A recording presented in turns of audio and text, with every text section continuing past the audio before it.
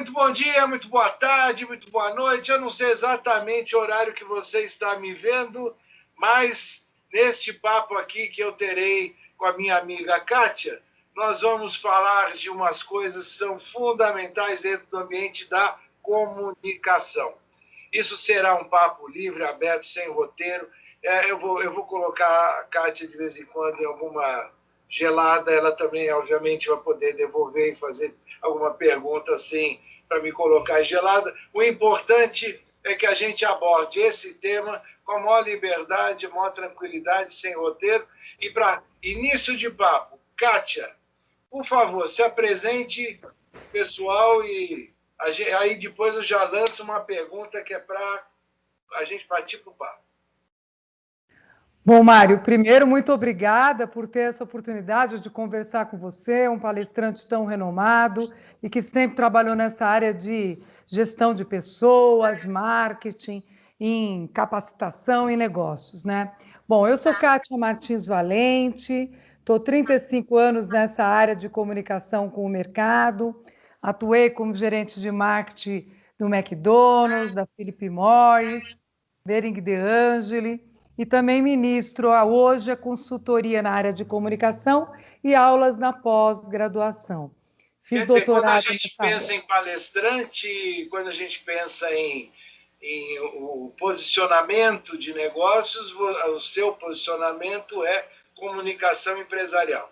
Isso, pilares da comunicação, que eu estou focando na comunicação empresarial, que obviamente também trabalha com a pessoa física, né? Porque as empresas são constituídas por pessoas, né? Para melhoria de lucratividade, retenção de talentos. Então, eu sempre foquei nessa parte da comunicação entre as pessoas, porque só existe comunicação porque existem pessoas. Bom, aí eu falei que ia começar com uma pergunta bem para te colocar numa gelada, né? Você que lida com o ambiente empresarial, você que tem estudos aprofundados sobre o comportamento das pessoas em comunicação, tem diferença na forma de os gerentes homens se comunicarem para as gerentes mulheres se comunicarem? Olha, se tem, como é que você analisa isso? Eu vou falar a minha humilde visão nisso, né? O homem é mais direto, é mais objetivo. E a mulher, ela, por uma característica de ter a capacidade de reprodução, a mulher, ela trabalha um pouco mais a questão do lado relacional, né? De ela interagir, ser mais afetiva. Ela administra, às vezes, a área de empresa como se ela administrasse o lar, né? Se ela é empresária, ela administra a empresa como ela administra a casa, né? Então, ela tem um lado relacional que facilita um pouco mais a interação entre profissionais. Pelo menos é o que eu tenho observado nesses 35 anos e também noto nos estudos que isso é uma comprovação. A mulher tem esse lado relacional mais afetivo. Agora, isso é uma característica. Vamos pensar na outra ponta, né? Os subordinados, os colaboradores, como é que, estando do outro lado do muro, como é que eles enxergam e obviamente, se comportam diante dessa diferença que você descreveu para o gerente homem e para a gerente mulher em termos de comunicação? Alguns não gostam, tá, Mário? Isso é um fato, né? Dependendo do profissional que você esteja trabalhando, alguns não gostam, mas 90% das vezes você percebe que esse lado de trabalhar o relacional por parte da mulher é um diferencial que ajuda na relação. Tem casos que o funcionário não gosta? Sim, tem. E ele chega, jogo aberto, acho que hoje a comunicação interpessoal ela é transparente, e a pessoa chega e fala, olha, eu não gosto, eu quero uma coisa mais direta, né? Então, a mulher tem que se adaptar. Eu sempre digo que a linguagem, a comunicação, você se adapta de acordo com o público que você vai se relacionar, né? A tua postura com um subordinado é de uma forma, quando você está com o CEO, o presidente, é outra, E quando você está com um parceiro, um fornecedor, você adequa a sua linguagem de acordo com o tipo de público, né? Então, eu acho que hoje, nas estruturas abertas, em que há interação, as pessoas acertam como é que preferem ter esse relacionamento, inclusive com a equipe. Hoje é de igual para igual, né? E aí vem uma outra questão que isso, olha só, você que está nos assistindo, ouve falar a expressão comunicação, normalmente associa o ato de alguém falar alguma coisa, orientar, explicar, dirigir, mas a gente tem a comunicação não verbal. E a comunicação não verbal ela é tão importante quanto a verbal. Em alguns casos, ela até é mais importante, ou seja, você identificar os sinais do corpo. Então, eu vou te fazer uma pergunta, uma situação que eu vi de perto, né? Em eventos de empresas, aquelas reuniões festivas ou que, de alguma maneira, se celebra. Não estou falando de carnaval, não. Estou falando um coquetel, receber uma pessoa de fora. O que é interessante na linguagem não verbal é o seguinte, e aí a minha pergunta para você. A mulher e o homem, num coquetel, poderiam estar bebendo uísque, poderiam beber um vinho, poderiam beber aqui, né? Eu estou falando no termo da bebida alcoólica, de uma forma absolutamente social. A minha pergunta é, na sua experiência, como é que você interpreta isso? As mulheres, elas são mais acanhadas, são mais tomam mais cuidado com isso, o homem não toma tanto, hoje em dia todo mundo toma. Como é que você vê esta linguagem não verbal num ambiente social onde, atrás de tudo isso, a gente tem internet, tem WhatsApp, tem fotos que podem circular, áudios gravados de uma maneira, né, sem controle. Então, eu gostaria que você me comentasse como é que interpreta esta questão do não verbal no ambiente social da empresa. Perfeito. Então vamos lá. Primeiro, tudo comunica. O teu comportamento corporal, o teu gesto, a tua vestimenta, a sua atitude em termos de comportamento facial, né? Isso é uma realidade. Então, dentro da comunicação, eu tenho a comunicação, a fala, a escrita e a representação social. E nesse processo, eu tenho a comunicação não verbal. Hoje em dia, de uma maneira geral, a gente percebe que as pessoas estão tomando muito mais cuidado com a postura nesses tipos de eventos. Eu sempre cito um exemplo que houve uma confraternização de final de ano na empresa e os homens, especificamente, abusaram mais da bebida. E eu vou te contar o que aconteceu. Na semana seguinte, alguns gentilmente foram advertidos por não ser uma postura adequada perante os seus colaboradores e os seus visitantes, né? Porque quando você tem um evento como esse, um lançamento de produto, uma festa de final de ano, ou receber um parceiro, fornecedor, um cliente, você tem que tomar, sim, cuidado com a sua vestimenta, com a comunicação oral e não verbal, porque isso comunica. E eu diria que não existe nesse processo uma diferenciação entre homens e mulheres. Eu acho que hoje todos estão tomando esse cuidado. Cito exemplo em uma das empresas que eu estava, que um funcionário gravou pulando, cantando, com a imagem e identidade visual da empresa atrás. E um dos funcionários colocou isso nas mídias sociais. Esse funcionário foi demitido pela empresa porque ele não estava autorizado a ter esse tipo de comportamento com o logotipo da empresa. Então, depende de cada estrutura, né? Mas eu não vejo só como uma característica em termos de gênero, feminino e masculino. Hoje, todo mundo tem que tomar esse cuidado, porque uma fala sua, amanhã ela está no Instagram, no YouTube e assim por diante.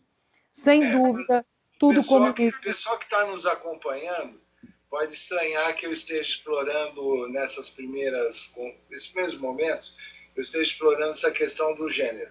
Vocês fiquem sabendo que a Kátia, ela tem um doutorado, uma formação como doutora, onde uma das pesquisas, ou talvez o foco maior tenha sido a mulher empresária. E, portanto, ela identificou na mulher gestora empresária características e competências que eu estou querendo aqui trazer para vocês numa comparação com o que acontece com os homens. Então, a ideia não é explorar diferenças de gênero, mas explorar percepções e evidências que foram obtidas nesse estudo que mostram algumas coisas que fazem parte do cotidiano da mulher empresária. Então, agora fica explicado o porquê das minhas perguntas. E aí vem a complemento, né?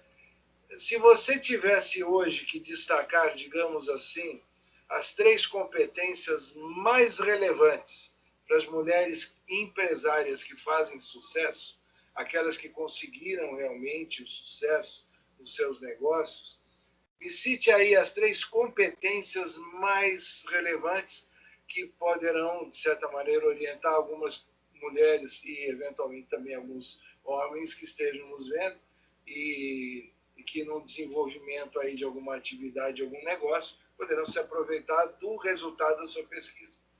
Então, para você ser um bom profissional, primeiro de tudo, você tem que ter uma habilidade de comunicação interpessoal. Isso é um grande sucesso nos empresários, nos empreendedores, nas pessoas bem-sucedidas. É você ter habilidade de comunicação. A sua comunicação tem que gerar empatia, né? Ela precisa persuadir, fazer com que o outro entenda aquilo que você está passando de mensagem. Então, a parte relacional nessa questão da comunicação, ela é fundamental, porque você tem que, sim, adequar essa habilidade de acordo com o público-alvo que você vai trabalhar. Isso é super importante. Então, a habilidade de comunicação, ela sempre está atrelada ao que eu quero comunicar. Então, vou dar um exemplo. Eu posso comunicar um lançamento, mudança de uma estrutura da empresa, um downsize da empresa, ou uma reestruturação da empresa. Eu tenho que trabalhar com habilidade de comunicação, para não gerar pânico dentro da estrutura e, ao mesmo tempo, fazer com que a mensagem seja objetiva, clara e que as pessoas compreendam. Então, esse é um primeiro ponto, habilidade de comunicação. Segundo ponto é o time, é você não esperar para dar as notícias, sejam elas dentro da empresa boas ou ruins. Jogo limpo, transparência. A comunicação requer, quando você trabalha com equipe, você usar da transparência, da sinceridade para a solução de um determinado problema e situação. Então, a transparência é super importante. E a outra questão que eu sempre coloco, que todo profissional do mercado, seja ele empreendedor ou funcionário de uma empresa, ou seja um consultor, ele tem que ter repertório, porque quanto mais repertório você tem, o empresário, por exemplo, o empreendedor, ele vai atrás de habilidades para melhorar o seu conhecimento, a sua informação. Com isso, ele adquire o quê? Uma maior exposição de si mesmo, visibilidade e exposição da marca mais importante da vida dele, que é ele mesmo ou ela mesmo. Então, ele precisa ter repertório, porque só com o repertório ele consegue fazer os planejamentos que ele precisa. Porque todo mundo pensa que é fácil ser empreendedor. Não. Empreendedor, você tem que saber arriscar, você precisa planejar e, ao mesmo tempo, você tem que ser o que a gente diz, o empreendedor de si. Você tem que fazer acontecer. É você responsável pelos seus fracassos e pelo seu sucesso. Espero ter respondido. Isso resgata muito, digamos assim, a essência da inteligência emocional. Quando você comenta sobre comunicação e com toda essa abordagem, a gente entra um pouco dentro do ambiente da inteligência emocional social, que a pessoa tem que ter fatores de relacionamento interpessoal, e não só isso, né? Saber lidar com as normas do ambiente.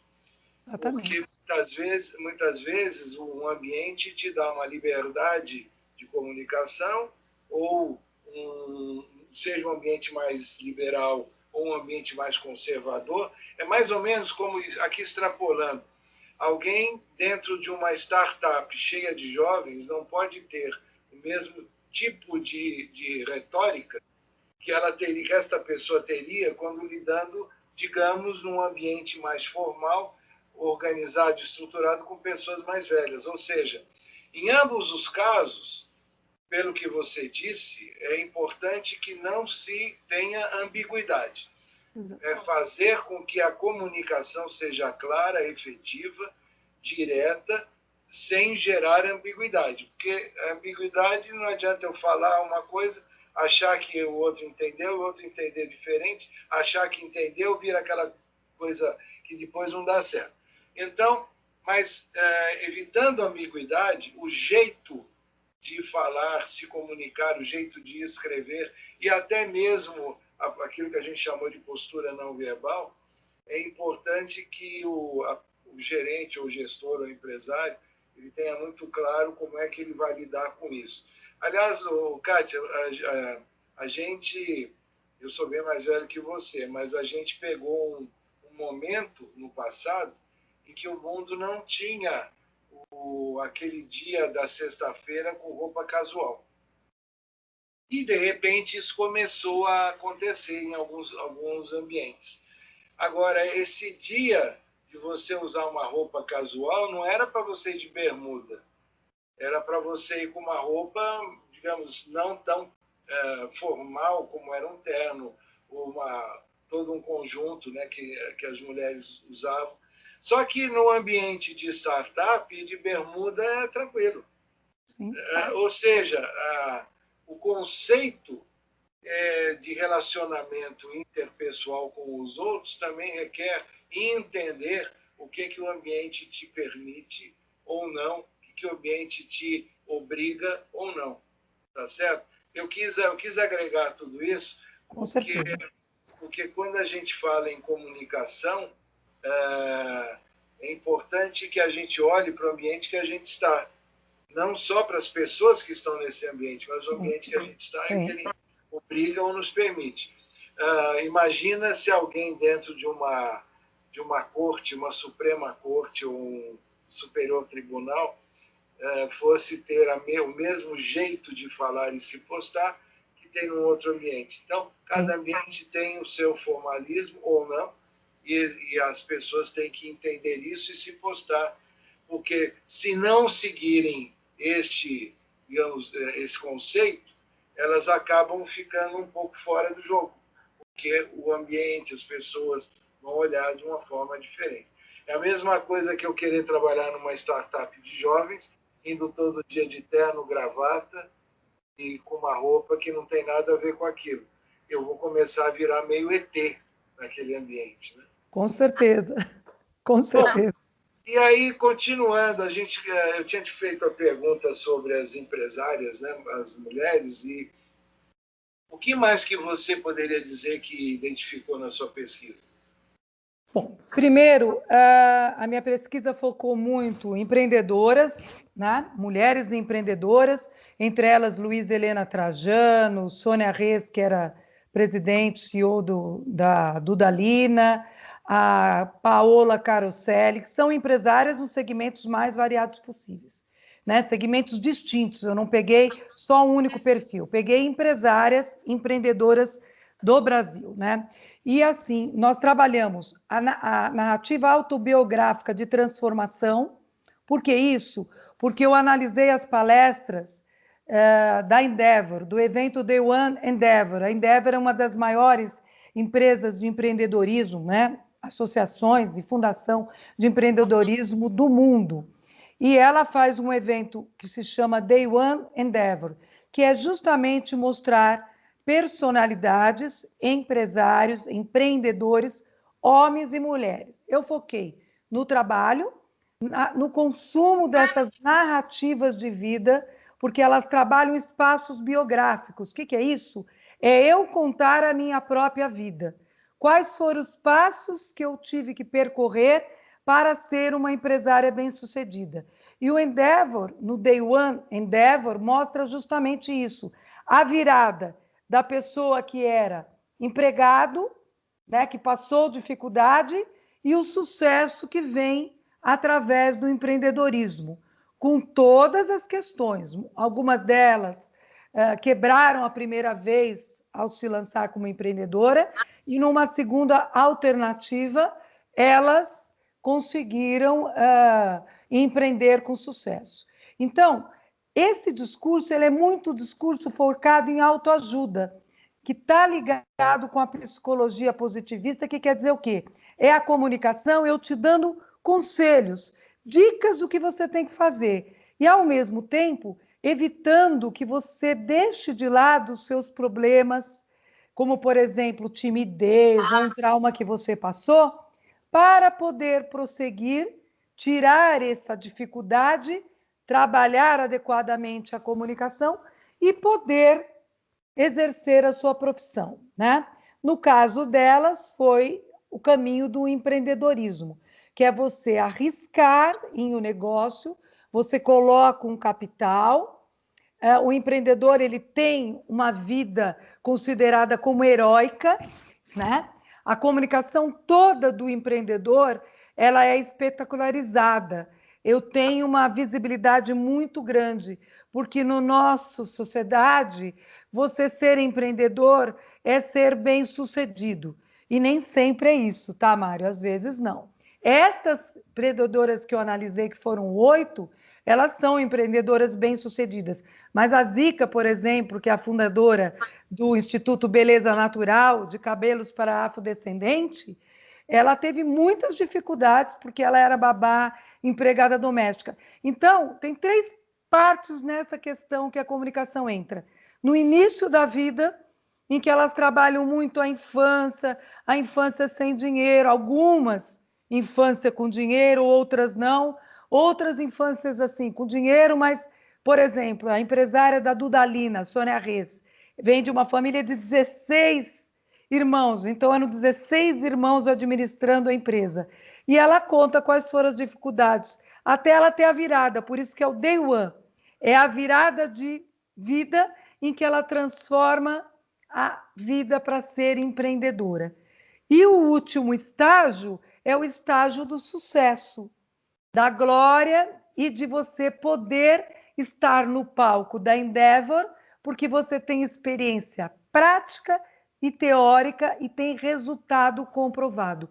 Tudo isso é um processo midiático de consumo de comunicação dessas narrativas para divulgar que o empreendedorismo é uma possibilidade que você tem de exercer outros projetos de vida e não trabalhar em uma empresa, né? É considerado a libertação.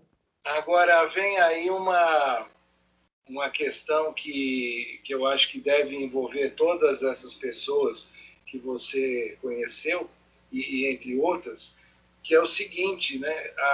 Essas pessoas nunca param de se reinventar. Mesmo quando elas chegam nesse terceiro estágio, que, digamos assim, você chamou é o sucesso, é onde se atingiu um determinado resultado que chegou no objetivo, mesmo neste ponto, essas pessoas elas começam a se reinventar e reinventar a empresa. Sim. Porque ela não pode parar e achar eu cheguei no topo da montanha, agora acabou. Ela vai ter que descer a montanha e subir de novo. Com certeza. Essa ideia de um empreendedor que monta um negócio e acha que em determinado instante ele tem ali alguns indicadores de um resultado positivo e a partir de então ele sossega, muito pelo contrário, a partir daí é que ele não tem mais sossego. Estou certo? Você está certíssimo. Inclusive, justamente são narrativas de vida que mostram exatamente a transformação. Elas nunca podem parar e elas estão automaticamente se renovando a cada dia, porque senão o seu negócio ele morre, ele não se atualiza de acordo com o perfil das novas gerações. Então, na verdade, o empreendedor ele é uma pessoa que ele se autoconstrói todos os dias. Ele se transforma a cada momento para atender às necessidades e às exigências de comunicação do mercado, aquilo que o mercado quer. Seja num produto, num serviço, numa ideia. Não importa no que você vai empreender, você tem que se transformar constantemente. Por isso que são narrativas de transformação de vida. Elas se transformam constantemente. E aquelas pessoas que perduram no empreendedorismo, elas trabalham constantemente a inovação e transformação de si. Eu sou o responsável por mim mesmo e eu tenho que me transformar constantemente para atender as demandas do mercado. Se eu não fizer isso, eu morro, eu deixo de ser empreendedor. Agora, eu vou trazer aqui me lembrei de um assunto. Hoje mesmo, conversando numa reunião de negócios, surgiu um assunto que eu associei agora com o que a gente está falando, que é o seguinte: muita gente diz que as pessoas que são empreendedoras, elas precisam ter resiliência. A palavra resiliência remete sempre à ideia, eu aqui simplificando, a ideia de que você levanta, dá volta, como é que é? Caiu, levanta, dá volta por cima e segue em frente. O conceito de que você não pode se deixar abater por conta de um problema, de um tropeço ou coisa do gênero. Só que dos últimos 8 anos, principalmente, 8 anos para cá, surgiu um conceito que reforça ou transforma um pouco a resiliência, que é o conceito de antifrágil, lançado por um estudioso chamado Nassim Taleb, em que ele diz o seguinte: não basta você levantar e dar a volta por cima e partir em frente. Você tem que incorporar um aprendizado daquele fato que te fez cair e, portanto, você, quando partir em frente, você não é um cara que está simplesmente voltando a enfrentar o problema. Você traz um conhecimento, alguma informação, algo que faz com que você esteja melhor preparado para o momento seguinte. Então, uma coisa que a gente ouve muito falar é que o empreendedor ele bate cabeça daqui, ele tem muita dificuldade, às vezes, para desenvolver determinadas áreas da empresa, principalmente, às vezes, é um produto novo ou um serviço, né, que ele tem dificuldade para conseguir chegar ao mercado e fazer o público acreditar que aquele negócio funciona. E esse vai e vem, esse bate e volta, esse sofrimento todo, é onde surge a ideia da resiliência. Mas eu estou trazendo aqui, agregando o conceito de que não basta você simplesmente continuar batendo nas portas ou enfrentando o problema. Você tem que incorporar aprendizado. E aí, uma pergunta para quem é craque em comunicação como você, Kátia. Que tipo de sugestão ou dica você daria para este candidato a empresário, para quem está no começo da atividade empresarial? Que dica você daria para ele ter um pitch de vendas assim poderoso? Ou seja, ele conseguir construir um discurso, uma comunicação que seja poderosa para quando ele for enfrentar entre aspas, né, um inimigo pela frente, seja um inimigo, um investidor, um cliente, um fornecedor. Obviamente que o inimigo aí eu estou usando de uma maneira de brincadeira, mas é aquela sensação de que eu tenho um enfrentamento a vencer. Ele tem que ter um pitch objetivo, claro, rápido e que traga o seu posicionamento. O que eu venho fazer com este meu projeto? Quais as habilidades e conhecimentos eu tenho para que isso possa acontecer? Quando você vê um empreendedor, a comunicação é importantíssima. Ter habilidade de comunicação, você ser objetivo, claro, e ter o seu posicionamento do que vai ser o seu empreendimento é fundamental. E você tem que falar isso tudo o mais rápido possível, de forma objetiva. É o pitch que a gente fala, às vezes, de 1 minuto e meio, em que você consegue transmitir toda essa informação e, ao mesmo tempo, fazer com que a pessoa que vai investir no teu projeto compre a sua ideia. Você tem, obviamente, que ter repertório. Todo empreendedor, ele estuda muito. Ele tem a resiliência, mas ele conhece gestão de pessoas, gestão de finanças, gestão de comunicação, gestão de meio ambiente. Não é tão simples assim. Ele tem que dominar várias áreas, além da habilidade de comunicação, para que ele possa ter sucesso e conseguir deslanchar no seu empreendedorismo. Porque o empreendedorismo é muito amplo, né, Mário? Por exemplo, um vendedor de pipoca, uma dona de cabeleireiro, uma massagista, um taxista, dentro do critério de empreendedorismo, ele é considerado um empreendedor, porque ele é o quê? A pessoa responsável pelo seu próprio resultado, independente de estruturas maiores de a gente ter as equipes e tudo mais, né? Pega o caso da Zica, por exemplo, e da Leila Velez, que é do Instituto Beleza Natural. Ela levou 10 anos testando o produto até conseguir lançar, e hoje ela tem fábrica e vários institutos de cabeleireiro pelo mundo todo. Ela começou no Rio, inclusive, né? E ela é um case exemplo em Harvard, né? Então tem que ter objetividade, tem que ter um pitch rápido, mas que fale qual é o meu objetivo, como é que eu vou implantar e de que forma eu vou mensurar, né? Então Agora, eu tenho planejamento nessa comunicação. eu sei que você também é professora de cursos de marketing e comunicação em nível de pós-graduação. Então, agora eu vou recorrer à professora. E eu vou remeter para você algo que eu acho que muita gente tem como interrogação e às vezes não pergunta.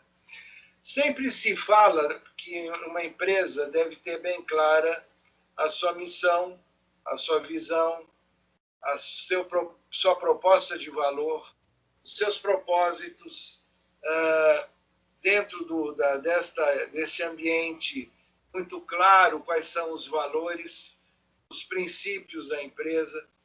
Você conseguiria, note que eu dei um monte de carinho, princípio, valores, proposta de valor, missão, visão. Você conseguiria, de uma maneira simples, organizar essas ideias? Ou seja, porque eu já ouvi gente falar o seguinte: a startup, para se desenvolver, ela precisa ter um propósito. Outros já disseram, ela tem que ter bem clara a proposta de valor. Então, eu queria mais ou menos que você desse esse quadro, porque assim a gente evita fazer o que eu disse agora há pouco, a ambiguidade da comunicação. Porque senão alguém fala em proposta de valor e o outro está entendendo que é posicionamento. O posicionamento está confundindo com missão. Então, dá para você dar uma abordada rápida sobre isso? Eu vou tentar, né? Então, vamos lá.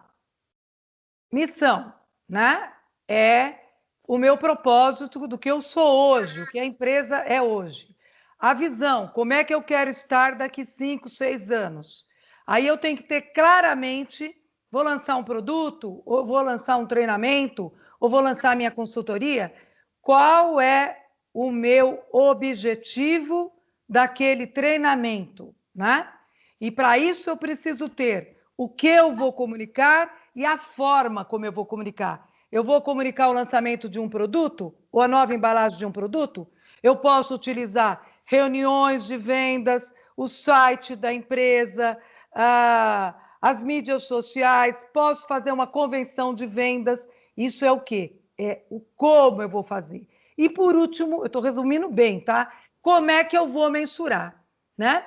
Então, e cada ação que eu fizer de comunicação, não importa qual seja, eu vou fazer um evento, vou fazer uma ação de mídia social, vou fazer uma convenção, vou fazer um anúncio na TV ou no Instagram, eu preciso mensurar. Então, de uma forma muito simples, toda vez que eu lanço um produto, ele está direcionado. Você pode usar, startup usa propósito, e multinacionais e nacionais usam muito missão e visão, que está atrelado aos valores da empresa. Então, sei lá, trabalho na área de telefonia, eu tenho conteúdo ligado a design, a tecnologia, a rapidez. Todas as minhas ações de comunicação, que é o que eu vou comunicar e como eu vou comunicar o celular. Como é que eu vou comunicar o celular? Vou pôr palavra no Google, vou usar o Instagram, vou fazer um storytelling desse celular com um testemunhal de um funcionário ou de um colaborador ou de um cliente que testou esse celular.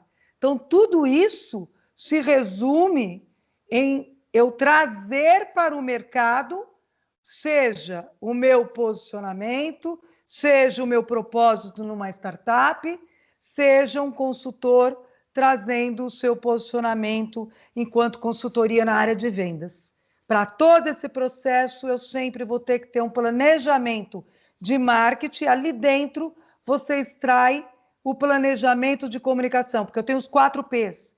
Produto, preço, ponto de venda, distribuição. Lembrando que ponto de venda pode ser online ou presencial. Neste processo, o último P, que é o P de comunicação integrada de marketing, que daí eu trabalho propaganda, relações públicas, marketing direto, promoção de vendas, merchandising, relações públicas, que é você trabalhar a imprensa.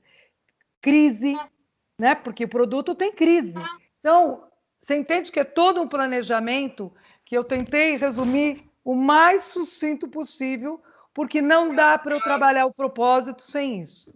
Eu quis chamar a atenção de que existem vários carimbos e as pessoas, às vezes, elas se ligam aos carimbos e o conceito fica perdido, né? E você eu sei que tem uma história bastante bem sucedida em gestão de crise, né? Você já fez vários trabalhos nessa linha. Dá para você explicar o que é a gestão de crise e que daria para você dar algum exemplo, mesmo que não cite a empresa, para as pessoas terem uma ideia de como a comunicação é fundamental para esse tipo de necessidade, de demanda? Perfeito. Primeiro, para você trabalhar a imprensa, você sempre tem que trabalhar um posicionamento, perguntas e respostas. Então, existe o que a gente chama de media training. Eu preparar o porta-voz para que ele faça o seu entrevista, responder para o jornalista por escrito ou presencial ou por online, né? Então, você tem sempre, nas grandes estruturas, você deveria ter um manual de crise, né? Então, vamos lá, caiu um avião. Quais são os procedimentos que eu tenho que tomar? Eu sempre cito o exemplo do caso da TAM lá atrás, que quando teve a primeira queda de avião, a imprensa foi até condescendente, mesmo tendo um número grande de mortos. Por quê? Porque o Rolim, ele não tinha amizade com a imprensa só na área de crise. Ele se relacionava com a imprensa todos os dias. Todos os dias ele se encontrava com um tipo diferente de jornalista, seja da TV, do rádio, né, das mídias sociais. Então, para você trabalhar crise, você tem que ter esse planejamento que é um manual de crise, você tem que ter porta-voz treinado com o assunto, e você, na hora que você recebe uma pauta do jornalista, a gente já analisa se ela é uma entrevista para o bem ou para o mal. Então, você prepara o porta-voz antes dele se expor. Eu pego o exemplo claro, eu não vou citar a empresa porque eu não posso, contratos de confidencialidade, tem uma empresa que eu prestei consultoria na área de alimento e que no processo de fabricação caiu uma válvula de borracha dentro do produto que é alimento. E isso foi na mão de uma dermatologista e ela postou um vídeo no Instagram falando horrores, ela dizendo que ela gostava da marca, a marca é líder de mercado, mas que ela não esperava encontrar dentro do queijo uma arruela de borracha. Bom, nós agimos rapidamente. Nesse processo, você tem um manual de crise e você tem várias pessoas da empresa. Imediatamente, nós restituímos o produto dela com o diretor de vendas local, que foi visitá-la pessoalmente, explicou por que aconteceu o problema, né? E em menos de 5 minutos, esta dermatologista, ela tirou o vídeo das mídias sociais. Então, na hora de você administrar uma crise, você tem que ser rápido.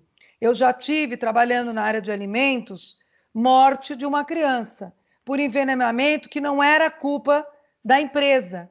E nós conseguimos ter menos reclamação e mídia negativa espontânea pela imprensa, porque soubemos trabalhar adequadamente a forma de interagir junto com a imprensa. Você não faz amigo com a imprensa na hora de crise. Você tem que cultivar esse relacionamento ano após ano. Tem que ter o seu manual, tem que ter pessoas preparadas dentro da empresa. E quando é alimento, então, envolve engenharia de alimento, envolve jurídico, a área de comunicação. Eu sempre entrei como comunicação, né? Então, por exemplo, no McDonald's eu era responsável por, se tivesse crise, no Mac Dia Feliz, que é um evento realizado com todos os franqueados do grupo, né? Da Resco, do McDonald's, né? E a gente treinou, eu treinei com o manual de crise mais de 75 franqueados. Então, você tem que trabalhar muito adequadamente o que você vai falar para o jornalista, a forma como você vai falar e, acima de tudo, ter esse treinamento, porque tudo comunica. Então, se você falar uma mentira, é o que vai sair. Não existe off para jornalista. Não tem essa história. Começou a falar, ele já vai repercutir isso, independente de você autorizar ou não, né? Jamais vai pedir para o jornalista mandar a matéria antes de publicar. Então, são várias técnicas que você tem que ter para gerenciar a crise. Eu já vi que eu te dei vários exemplos, né? Ah, mas com certeza, na realidade, o que a gente está aqui fazendo, esse bate-papo todo, é para a gente trazer casos e situações que possam ilustrar o trabalho de quem lida com comunicação, né? E quem lida não é só de hoje, né? Você tem uma história, e certamente ao longo dessa história, antes da internet era de um jeito, depois ficou diferente, hoje então está... Hoje em dia uma questão fundamental, que eu escrevo muito a respeito, é que o mundo se tornou extremamente mais dinâmico e estes casos que você citou particularmente como exemplo, se a gente olhasse, digamos, há 30 anos atrás, eles teriam uma forma de tratamento, talvez não tecnicamente diferente, mas a dinâmica do processo, os recursos que existiam de comunicação na época, eles eram diferentes dos recursos ao longo do tempo que existem hoje. Portanto, a dinâmica que o mundo tem hoje, por conta de toda a tecnologia envolvida, obriga que os profissionais de todas as áreas eles têm uma resposta muito ágil, rápida e, de novo, eu quero sempre repetir essa palavrinha para todos vocês gravarem, evitando ambiguidade, porque não adianta você querer correr, fazer alguma coisa e gerar mais confusão do que tinha antes, simplesmente por usar uma palavra indevida, usar uma expressão que não seja aceita, você vai ser penalizado muitas vezes pela expressão errada que usou, indevida que usou, e não exatamente por todo o conjunto de ideias que você está explanando. Então, para todos vocês que estão nos acompanhando, pensem muito nisso. E você, uma curiosidade, como é que você descreve, para quem lidou ao longo do tempo com marketing, publicidade, imprensa, como é que você descreve hoje o ambiente publicitário? Porque no passado a gente tinha uma forma de lidar com as marcas, né? Essa forma através da TV, do rádio, revistas. Eu lembro quando, no passado, a revista Veja era lida, tinha lá numa estatística, era lida por milhões de pessoas, né? Então, o lançamento de um produto, de um serviço, a Veja era quase que uma unanimidade. E isso tanto para empresas públicas como para privadas, né? Não existia muita diferença nesse sentido. O passar do tempo foi aproximando as pessoas de uma comunicação publicitária, usando mais a mídia social. Dá para você fazer uma abordagem hoje? O que você conta para os seus alunos a respeito? Eu pego sempre vários casos, mas vamos pegar um caso específico de Havaianas, né? Havaianas trabalha magnificamente as mídias sociais.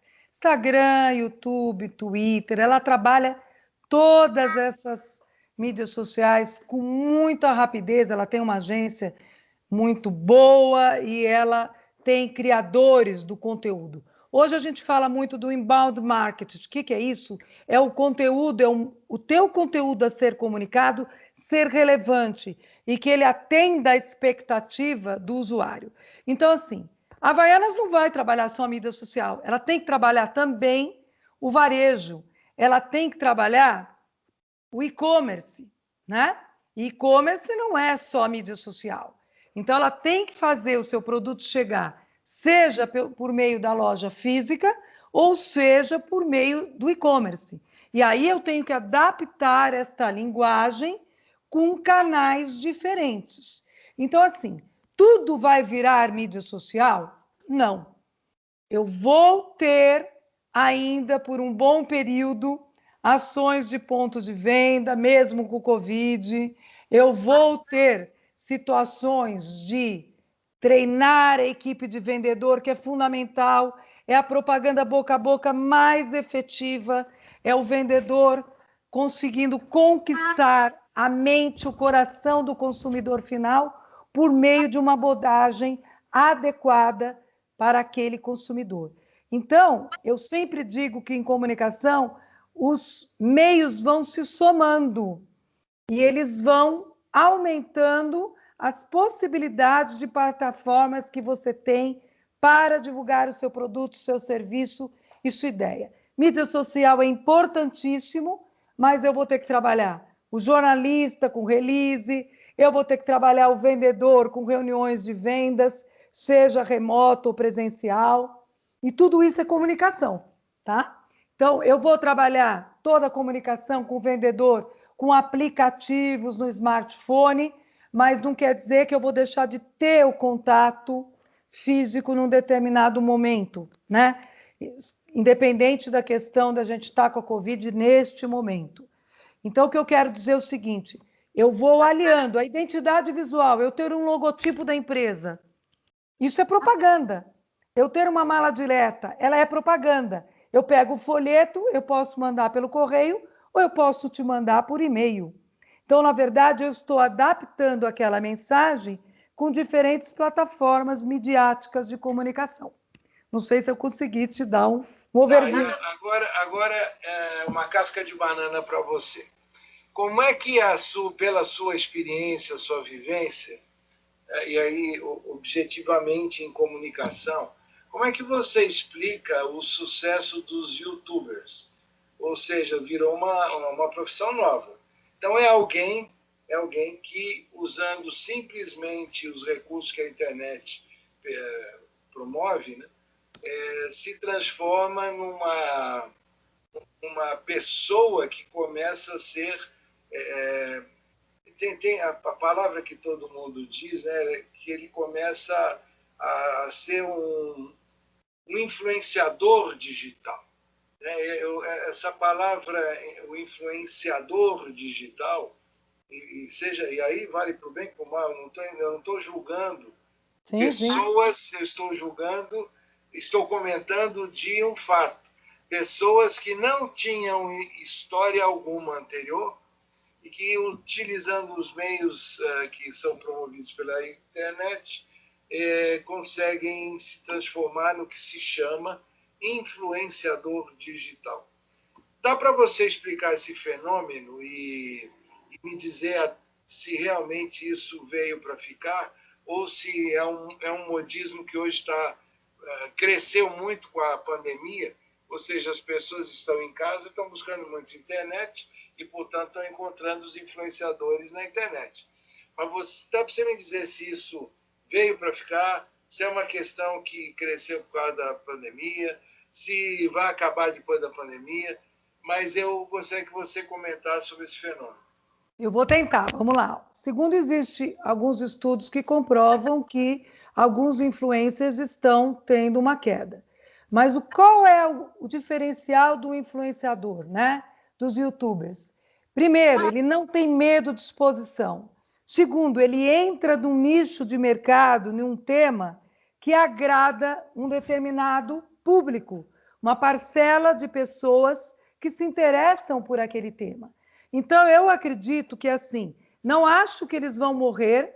O que eu acho é que os YouTubers que se profissionalizarem mais, que atentarem aos seus temas cada vez mais, eles vão permanecer ainda, porque os YouTubers eles já existiam antes do Covid e da pandemia. Alguns, como eu mencionei, de acordo com pesquisas, estão morrendo e outros estão despontando. Pega o caso, por exemplo, da Anitta. A Anitta ela tem um diferencial de ser uma cantora, mas ela também é uma influenciadora muito ativa, com muitos seguidores, e ela se profissionalizou. Ela foi estudar marketing, inclusive, para melhorar essa forma de interagir. Eu não saberia te dizer com certeza se é um modismo. Eu vejo mais como uma tendência, porque tendência a gente fala de 10 a 15, 20 anos, né? E a gente já tem alguns youtubers há algum tempo no mercado, né? Um que se especializou só em falar em crianças, esporte para criança, o outro que se especializou só para falar de espiritualidade e assim por diante. Então, na minha humilde visão, os bons vão permanecer, eles ganham muito dinheiro. Um post de um youtuber, dependendo da área, ele ganha 30, 40, 50 mil para divulgar uma determinada marca, né? E as empresas pagam. Então, eu vejo mais como ainda uma tendência que pode diminuir um pouco, mas quem tiver conteúdo relevante vai permanecer. Bom, Mário, Então, você falou, o você... garçom está passando, hein, Mário? O papo tá bom, né? Mas o bar vai fechar daqui a pouquinho. É que quando você fez o comentário sobre comunicação publicitária, eu toquei nesse ponto do youtuber, porque o youtuber, a turma trata como um influenciador digital e ele se transformou numa mídia, né? Sim. Numa plataforma de mídia, então ele tem uma opinião e tem seguidores, mas na realidade ele é uma mídia que leva não só informação, como também marcas e Sim. atributos de marca. Bom, como o garçom está passando por perto, aí o bar já está fechando, as mesas já estão empilhando, aí vem o momento da gente, infelizmente, encerrar, que o papo está delicioso. O que você poderia dizer aí no encerramento que eu não te perguntei e que você acha que é relevante comentar? Olha, eu como sou apaixonada pela comunicação, não sei viver sem a comunicação, eu digo que a habilidade de comunicação interpessoal, ela é um diferencial competitivo e você consegue transformar a sua vida e a vida das outras pessoas por meio dessa habilidade. Então, o que eu diria é o seguinte: o bom comunicador é também um vencedor, porque ele consegue tocar o coração das pessoas por meio desta habilidade, que é praticar a comunicação com bom conteúdo e sendo um diferencial competitivo para a marca mais importante da sua vida, que é você. Então, pratique a boa comunicação. Então, tá ótimo. E agora todo mundo que nos ouviu, pensa em tudo que foi comentado aqui, faça a sua reflexão, forme a sua opinião. E uma coisa que é fundamental em qualquer conversa, seja esta nossa, ou qualquer uma que você vier a acompanhar, é o seguinte: certamente algum insight ou alguns insights, algumas luzinhas vão se acender quando você ouvir uma frase, uma ideia, um comentário, um conceito e trazer isto para a sua realidade e pensar, olhando bem no espelho, e pensar assim: onde que eu posso aplicar isso? Certamente você vai encontrar alguma oportunidade de aproveitar um insight, uma ideia, um conceito para o seu bem, para o seu resultado positivo que você busca. E como eu sempre digo, o que eu gosto de propor para as pessoas é tentar ajudar as pessoas a alcançarem o sucesso da maneira como elas interpretam o sucesso. E eu espero que desta conversa aqui você tire alguma coisa muito interessante, um ponto que possa te ajudar a alcançar o sucesso da forma como você interpreta o sucesso. Um abraço e até outro dia.